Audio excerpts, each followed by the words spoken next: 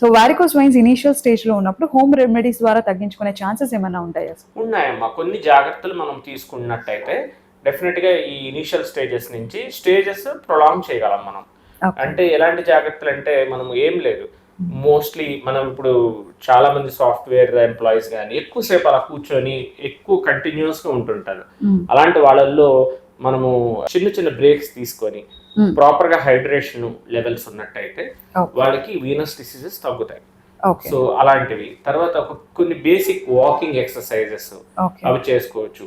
Tip to exercise అంటాం, అంటే మన యాంకిల్ని పైకి కిందకి ఇలాగ ఎప్పుడైతే చేస్తామో సర్క్యులేషన్, అంటే మన కాఫ్ మజిల్ అనేది ఒక పెరిఫరల్ హార్ట్స్ అంటాం. అంటే మన గుండె ఎలాగైతే పైనుంచి కిందకి రక్త ప్రసరణ చేస్తూ మన కాఫ్ పంప్ అనేది కింద నుంచి ఈ రక్తనాళాల ద్వారా మళ్ళీ వెనక్కి పంప్ చేస్తుంది అనమాట బ్లడ్.